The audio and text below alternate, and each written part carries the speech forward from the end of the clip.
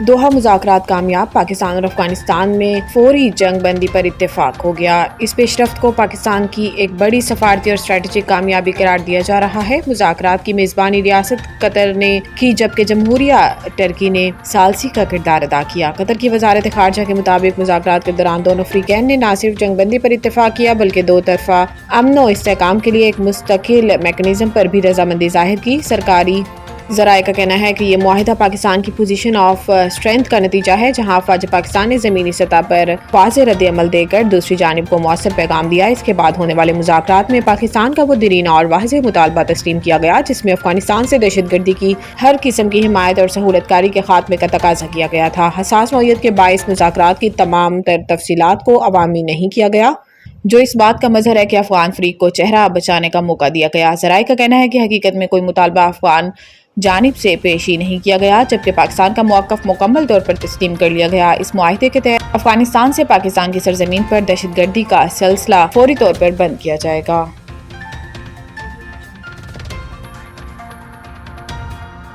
1.2 ارب dollar کی اگلی IMF قسط دسمبر تک ملنے کی توقع ہے۔ وزیر خزانہ محمد اورنگزیب دورہ امریکہ پر ہیں، جہاں انہوں نے 20 وزارتی اجلاس میں شرکت کی اور لاس اینڈ ڈیمیج فنڈ کو فوری طور پر فعال کرنے پر زور دیا۔ وزیر خزانہ کی انٹرنیشنل فائنانس کارپوریشن کے مینیجنگ ڈائریکٹر مختار ڈیوب سے ملاقات ہوئی، جس دوران وزیر خزانہ نے امید ظاہر کی ہے کہ ایگزم بینک جلد ریکارڈ ایک منصوبے میں شمولیت اختیار کرے گا۔ محمد اورنگزیب کی JP مارگن کے سینئر انتظامی وفد سے بھی ملاقات ہوئی، جس دوران دو طرفہ شراکت داری کو مزید فروغ دینے کی ضرورت پر زور دیا گیا۔ واشنگٹن میں پریس کانفرنس کرتے ہوئے وزیر خزانہ محمد اورنگزیب نے کہا کہ IMF ایگزیکٹو بورڈ جلد اجلاس میں معاہدے کی منظوری دے گا اور پاکستان کو 31 دسمبر تک IMF سے 1.2 ارب ڈالر کی قسط ملنے کی توقع ہے۔ انہوں نے کہا کہ IMF پاکستان پر قومی مفاد کے خلاف کوئی شرط عائد نہیں کر سکتا۔ IMF پروگرام کے تحت کی گئی اصلاحات نے معیشت کو مستحکم کیا اور اب تک تمام اصلاحات پاکستان کی اپنی معیشت ترجیحات کے مطابق ہیں۔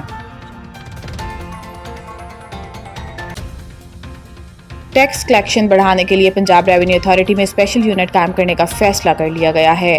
وزیر اعلیٰ پنجاب مریم نواز شریف کی زیر صدارت ریونیو کلیکشن سے متعلق اجلاس ہوا، جس میں پنجاب ریونیو اتھارٹی میں اسپیشل یونٹ قائم کرنے کا فیصلہ کیا گیا۔ PRA اسپیشل یونٹ میں فیکٹوریل ٹیکس کنسلٹنٹ، لیگل ایکسپرٹ اور ڈیٹا انالیسز شامل ہوں گے۔ اجلاس میں پنجاب ریونیو اتھارٹی کا دائرہ کار 30 اضلاع تک بڑھانے کا فیصلہ کیا گیا ہے اور اتھارٹی میں 130 انفورسمنٹ آفیسرز کی بھرتی کی اصولی منظوری دی گئی ہے۔ وزیر اعلیٰ پنجاب مریم نواز شریف نے اضلاع تک ریونیو اتھارٹی کی توسیع کے لیے 30 اکتوبر تک کی ڈیڈ لائن مقرر کی ہے۔ پنجاب میں ریونیو بڑھانے کے لیے 19 نئے سیکٹر شامل کرنے کا بھی جائزہ لیا گیا ہے۔ اضلاع میں ریونیو اتھارٹی سے متعلق اضافی ذمہ داریاں ADCG کو تفویض کرنے کی ہدایت کی گئی ہے۔ PRA نے ٹیکس دہندگان کے لیے سہولت ایپ بھی متعارف کرا دی ہے۔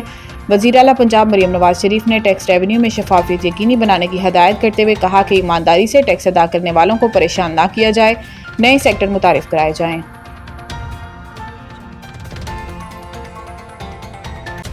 سندھ حکومت کا کیٹی بندر اور شاہ بندر میں منی فش ہاربرز قائم کرنے کا فیصلہ۔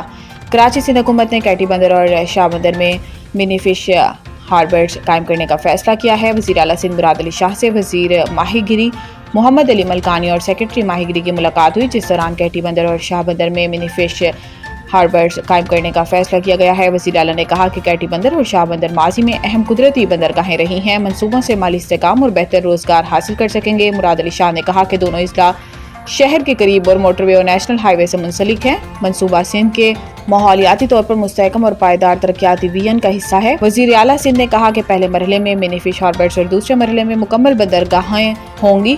منصوبے سے ماہی گیری، تجارت اور سیاحت میں طویل المدتی فوائد حاصل ہو سکیں گے۔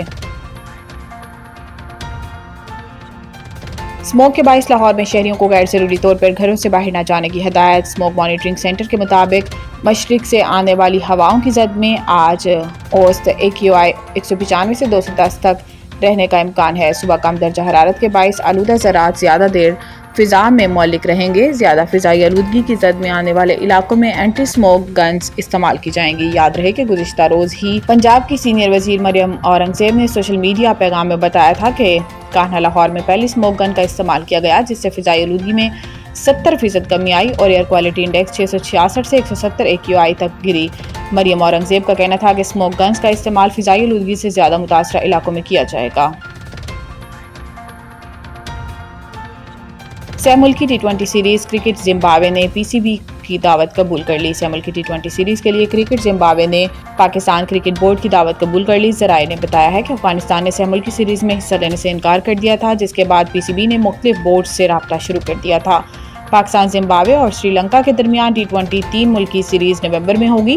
تین ملکی سیریز 17 سے 29 نومبر تک راولپنڈی اور لاہور میں کھیلی جائے گی۔ پاکستان اور زمبابوے کا افتتاحی میچ 17 نومبر کو راولپنڈی میں کھیلا جائے گا۔ سری لنکا اور زمبابوے کا میچ 19 نومبر کو راولپنڈی میں شیڈیول لاہور کا قذافی اسٹیڈیم 5 میچز کی میزبانی کرے گا۔